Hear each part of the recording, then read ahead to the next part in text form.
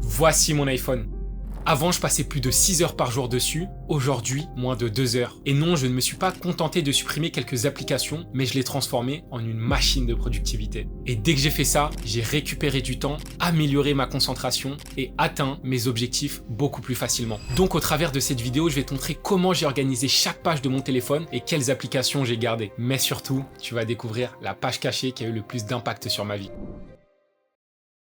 Avant de commencer, je voulais te demander une petite faveur parce que je passe énormément de temps à créer ces vidéos pour t'apporter toujours plus de valeur en un minimum de temps, mais uniquement 16% des personnes qui regardent mes vidéos sont abonnées. Donc, si tu as déjà regardé une de mes vidéos, s'il te plaît, prends le temps de t'abonner et aussi par la même occasion, active la cloche, comme ça tu seras directement averti lorsqu'une de mes vidéos sort. Je te remercie infiniment, on peut maintenant passer à la première partie de la vidéo. Lorsque l'on s'aperçoit de notre temps d'écran et qu'on réalise que l'on passe un petit peu trop de temps sur notre téléphone, on pense naïvement que le problème est notre téléphone. Mais en réalité, le problème vient d'autre part. Il vient des applications que l'on utilise. Donc pour enrayer ça, la première chose que j'ai faite, c'est que j'ai organisé mon téléphone par thématique, en fonction de mon utilisation, pour le faire travailler pour moi et non contre moi. Et comme ça me permet d'avoir des pages dédiées pour une utilité précise et de savoir directement quelles apps je dois mettre au sein de ces pages-là. Et crois-moi, c'est presque de la triche parce que tu peux influencer tes actions et ton comportement sans aucun effort supplémentaire. Car en affichant certaines apps, ça va te permettre d'encourager leur utilisation et à l'inverse, en cachant et en supprimant d'autres apps, ça va te décourager à les utiliser en rajoutant de la friction. Bon, pour le moment, t'es peut-être pas convaincu, ce que je peux comprendre, mais laisse-moi te donner un exemple pour te faire réaliser de la puissance d'organiser ton téléphone de cette façon. Disons que ton objectif, c'est de perdre du poids. Est-ce que tu penses qu'il sera plus facile de perdre du poids si dans ton téléphone, t'as plein d'apps pour commander rapidement comme Uber Eats, Deliveroo, ensuite sur tes réseaux sociaux, dans ton feed, t'es plein de vidéos de nourriture plus grasses et plus sucrées les unes que les autres qui te donnent vraiment envie de manger ce type de repas, ou en n'ayant aucune app visible de ce type, mais plutôt un widget avec le nombre de calories que tu as dépensé quotidiennement, une app avec plein de bonnes recettes de cuisine saines et équilibrées, et enfin une autre app pour suivre l'évolution de ton poids. Donc tu comprends où je veux en venir. Maintenant, tu es plutôt d'accord avec moi. Alors pourquoi te rendre la vie difficile alors que l'objectif en lui-même l'est déjà? Et je t'ai pris cet exemple, mais ça aurait pu être pour n'importe quoi, comme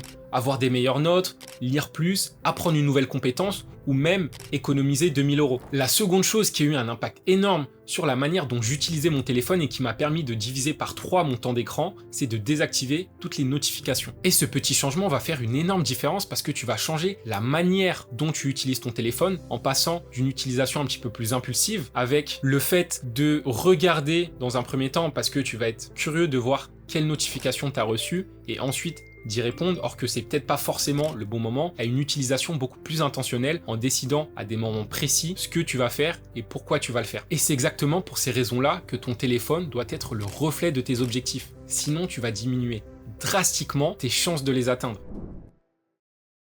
La première page que tu vas configurer et organiser, ça va être ton écran d'accueil. Et pour beaucoup de personnes, cette page est insignifiante, mais pour moi, c'est l'une des plus importantes parce que c'est sans doute la page que tu vas le plus voir, donc autant qu'elle soit motivante ou qu'elle te mette de bonne humeur. Et pour ma page d'accueil, comme tu peux le voir, j'ai mis une photo qui est en rapport avec mes objectifs, qui est d'aller à la salle de sport. Parce que bien que j'ai énormément de choses à faire, pour moi, il y a 3 choses qui sont non négociables: le sommeil, l'alimentation et l'activité sportive. Le premier widget que j'ai, c'est le widget de l'application Citation quotidienne, qui est une application qui propose des citations quotidiennement. Ensuite, j'ai un widget pour voir le niveau de charge de mes appareils Apple. Et enfin, j'ai un widget pour l'application Dime, qui est l'application qui permet de gérer mon budget et de suivre mes finances. Et en plus de ça, j'ai changé le raccourci en bas à droite pour avoir le raccourci de nouvelles notes rapides. Comme ça, dès que j'ai une idée et que je veux créer une nouvelle note, j'ai juste appuyé en bas à droite, ça va me créer une nouvelle note rapide.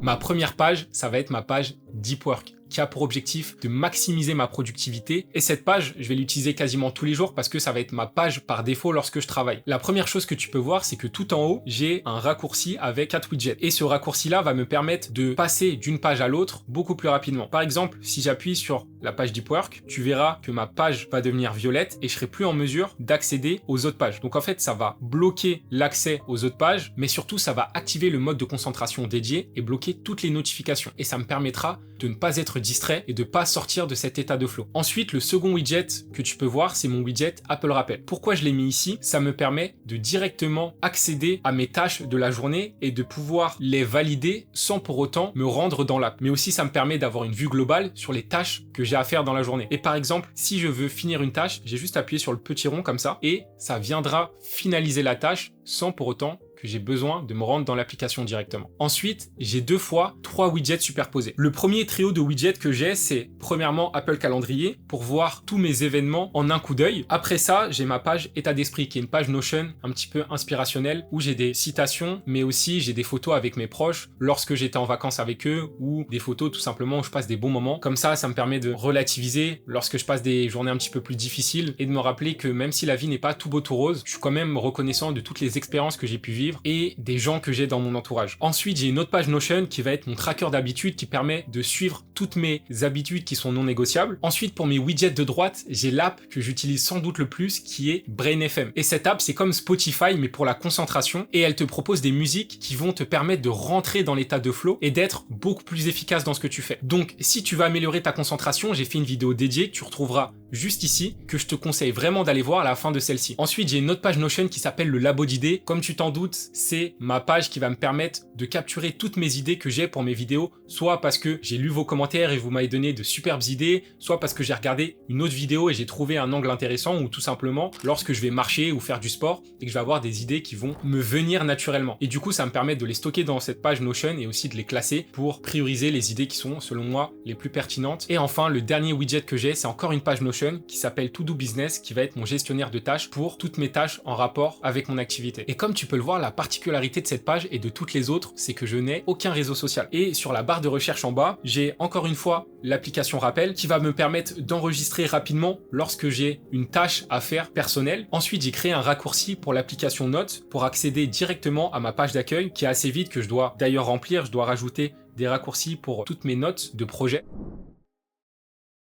L'objectif de ma page mobilité, c'est d'avoir toutes les apps qui vont me permettre de me déplacer lorsque je suis dehors. Et ça, peu importe le moyen de transport. Par exemple, si je suis à pied, je peux très bien utiliser Google Maps ou Plan, mais aussi je peux utiliser Google Maps, Plan ou Waze si je me déplace en voiture. Et par exemple, si je suis en transport en commun, j'ai des applications comme Bonjour RATP, Citymapper, IDF Mobilité. Et s'il fait beau et que j'ai envie de me déplacer en vélo, je peux très bien utiliser l'application Vélib. Et en plus de ça, j'aurai 2 widgets qui seront encore une fois empilés. Le premier, ça va être le widget de l'application podcast pour me permettre d'écouter des podcasts intéressants sur plein de sujets quand je suis dans les transports par exemple. Et le second, ça va être mon application de musique. Pour cette page, comme son nom l'indique, elle va me permettre de gérer tous les sujets en rapport avec l'argent et c'est pour ça que je l'ai nommé Finance. Donc en haut, comme tu peux le voir, je vais avoir toutes les applications bancaires, que ça soit personnelles et professionnelles parce que j'ai plusieurs banques, et en bas, j'aurai 2 widgets principaux. Le premier, ça va être le widget bourse qui va me permettre de suivre l'évolution du cours des ETF dans lesquels j'ai investi. Après, très honnêtement, j'ai investi passivement, donc c'est pas un widget que je vais beaucoup consulter. Je vais laisser le temps faire les choses. Et ensuite, je vais avoir une application super utile qui s'appelle Dime. En fait, cette application va te permettre d'enregistrer tes dépenses et de suivre ton budget en créant différentes catégories. Et cette app est super utile et en plus de ça, elle est complètement gratuite. Pour entrer une dépense, tu as juste à appuyer sur l'app, tu appuies sur le petit plus. Si par exemple, j'ai fait des courses et que je suis allé chez Lidl, ensuite, j'ai plein de catégories comme tu peux le voir, allant de transport, business, santé, autres, voyage, investissement, shopping, bien-être, souscription, sortie, courses, loyer, nourriture. Imaginons que j'ai fait des courses chez Lidl, j'appuie sur courses, je mets le montant des courses et après j'enregistre et ça va directement me mettre l'heure à laquelle j'ai fait cet achat. Et le truc qui est vraiment génial, c'est que tu auras un résumé de toutes les dépenses que tu as pu faire et en plus de ça, tu pourras suivre ton budget en fonction du budget que tu t'es fixé pour chacune des catégories. L'objectif de cette page va être de regrouper toutes les applications qui vont de près ou de loin améliorer ma santé, qu'elles soient physiques ou mentales. Comme tu peux le voir, j'ai uniquement 4 applications. La première, ça va être l'application santé d'iPhone qui va me permettre de suivre toutes mes variables et lorsque ces variables sortiront de la norme, qu'elles seront trop haute ou trop basse, je vais recevoir une notification pour m'alerter. Et très honnêtement, ça marche très bien parce que lorsque j'étais malade, j'avais un taux de CO2 dans le sang qui était beaucoup plus bas que la normale et j'ai été averti par cette application-là. Donc en fait, s'il y a des trucs qui clochent, ça va te permettre d'être mis au courant et derrière de prendre un rendez-vous chez le médecin pour pouvoir savoir plus en profondeur ce que tu as et pourquoi tu es malade. Ensuite, j'ai l'app Stress Face qui va être une app qui va me permettre de suivre mon niveau de stress quotidien. Et encore une fois, cette app va fonctionner avec les informations que ton Apple Watch va pouvoir récolter récoltés et qui seront envoyés sur l'application santé. Et je trouve que les résultats reflètent vraiment bien la réalité parce que lorsque je travaillais dans le conseil, j'étais particulièrement stressé et ça se reflétait sur cette application-là, or que de manière générale, je suis vraiment pas quelqu'un de stressé du tout. Mais entre la pression que ma manageuse me mettait plus le rythme de la mission, bah mon niveau de stress atteignait 8 ou 9, or qu'auparavant, j'avais jamais atteint ces niveaux-là. Donc en fait, ça peut te permettre de t'alerter si tu es particulièrement stressé pour ensuite potentiellement consulter un médecin ou même voir ce que tu peux changer dans ton quotidien pour éviter d'atteindre trop souvent ce niveau de stress qui est pas bon pour ton corps. Ensuite, il y a WeWard, qui est une app qui va te récompenser pour les pas que tu as fait dans la journée. Généralement, il faut atteindre un palier qui est à peu près 10 000 pas et chaque jour, tu vas valider tes pas et à force, ça va te permettre d'accumuler des récompenses que tu pourras échanger soit contre de l'argent ou contre des cadeaux. Et ça va te permettre de t'encourager à faire de l'activité physique qui est bon pour ton corps et ton esprit et en plus de ça, gagner de l'argent. Bon, tu vas pas devenir milliardaire, mais j'ai déjà gagné plusieurs fois des chèques de 20 € en faisant quelque chose qui était bénéfique pour moi, qui est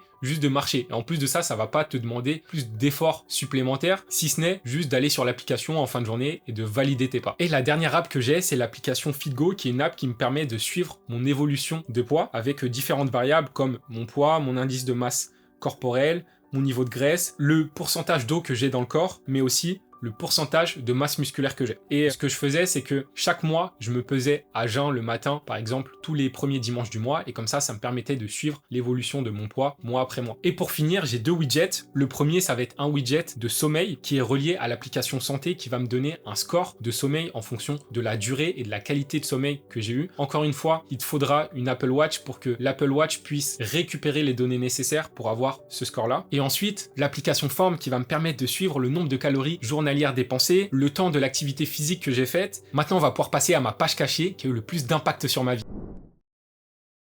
Avant que je configure cette page, je recevais des notifications à 22h, 23h, minuit, et du coup, la curiosité me poussait à regarder ces notifications, puis ensuite potentiellement discuter avec mes amis, et entre la lumière bleue et aussi les stimulations et les pics de dopamine que je recevais, j'avais énormément de mal à m'endormir, et parfois je m'endormais à 1h, 2h du matin, et le lendemain je devais me réveiller à 7h, bah du coup, avec 5 heures de sommeil, je subissais ma journée. Mais cette page a radicalement changé la manière dont j'utilisais mon téléphone avant de me coucher, qui a considérablement impacté la durée de mon sommeil et la qualité de mon sommeil. Et cette page s'appelle repos. Comme tu peux le voir, elle n'est pas directement visible dans mon téléphone, mais elle va s'activer tous les jours à partir de 22h et se désactiver le lendemain à 7h, qui est ma période de sommeil pour laquelle je n'ai pas le droit d'utiliser mon téléphone. Et pour l'activer en dehors de ce moment-là, j'ai juste à swiper vers le bas, appuyer sur concentration et appuyer sur le mode repos. Ça va m'emmener sur cette page où il n'y a aucune application et transformer mon téléphone en mode sombre pour ne pas être tenté d'accéder aux dernières applications restantes. Et en plus de ça, ce mode de concentration va bloquer toutes les notifications parce qu'en faisant ça, tu vas protéger la chose la plus précieuse que l'on a, qui est ton sommeil. Maintenant, tu sais quoi faire pour que ton iPhone devienne une machine de productivité, mais si tu veux savoir comment le faire, je t'ai fait une vidéo dédiée que tu retrouveras